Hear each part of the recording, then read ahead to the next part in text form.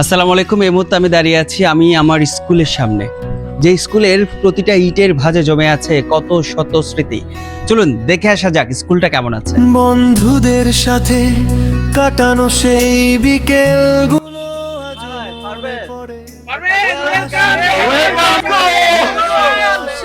পুরনো কোনো ঘরে চায়ের কাপে ঝড় তুলে গল্প হতো কত। আজ সবাই ব্যস্ত, সময় যেন হয়েছে স্বল্প।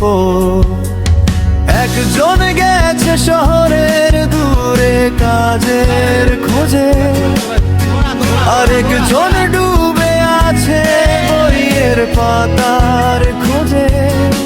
কেউ বা সাজিয়েছে নতুন সংসারের ঘর, তবুও মন খুঁজে সেই আগের দিনের পর।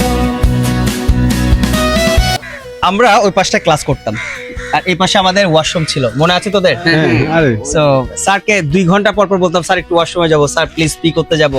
তারপর স্যার বলতেন যে তোদের এত পানি পিপাসা লাগে কেন, তোদের এত বেশি ওয়াশরুমে যেতে হয় কেন। তারপরে যে আমাদের প্রিয় একজন স্যার ছিলেন, স্যারের নামটা বলবো না, স্যার বলতেন তোমার কি ডায়াবেটিস হয়েছে? সো এখানে এসে আমরা ফাঁকিবাজি করতাম।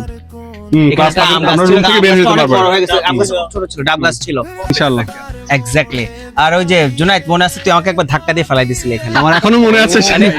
ও হচ্ছে না না সেটা তুই চাস আমাকে ধাক্কা দিতে আনন্দ পাবি, দে তুই ধাক্কা দে আমারে।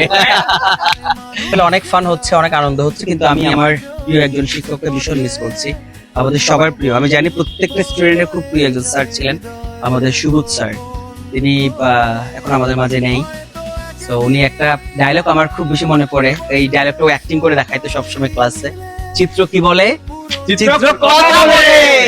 সো এখন সেটা আমাদেরকে অ্যাক্টিং করে দেখাবে আমাদের বন্ধু শাহজাহান। আমাদের স্বর্গীয় সুবোধ স্যার আমরা অনেক বেশি মিস করি। আমি নিজেও সায়েন্সের স্টুডেন্ট ছিলাম, উনি আমাদের স্কুলে বিএসসি টিচার ছিলেন। তো জ্যামিতির জন্য উনি সবচেয়ে বেশি বিখ্যাত ছিলেন। উনি ওনার বিশাল বড় কম্পাস নিয়ে আসতেন, পেন্সিল কম্পাস, কাটা কম্পাস নিয়ে আসতেন, স্কেল নিয়ে আসতেন। তো ওনার সেই বিখ্যাত একটা ডায়লগ ছিল, আমি একটু করে দেখাতে চাই। উনি একটা ডায়াগ্রাম আঁকতেছেন একটা জ্যামিতি বোঝানোর জন্য। তখন উনি যখন এটা সময় নিয়ে আঁকবেন, আঁকার পরে বললো যে এই হলো সেই চিত্র। চিত্র কি বলে? কথা বলে।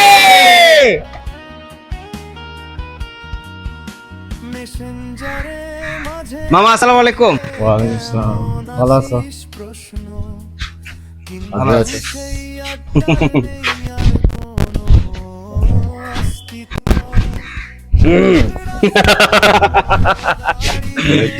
অনেকদিন পর। আচ্ছা, উনি হচ্ছেন আমাদের প্রিয় মামা। উনি কখন স্কুলের ঘন্টাটা বাজাবেন সেটার জন্য আমরা অধীর আগ্রহে বসে থাকতাম। তো সেই প্রিয় মামা, কেমন আছেন আপনি? ইনশাআল্লাহ ভালো আছি, আলহামদুলিল্লাহ। আমার কথা মনে আছে আপনার? তোমার কথা মনে না থাকলে আর কোনো মতো কথা মনে নেই। তুমি সার্ভিস শুধু আমার কথা মনে আছে।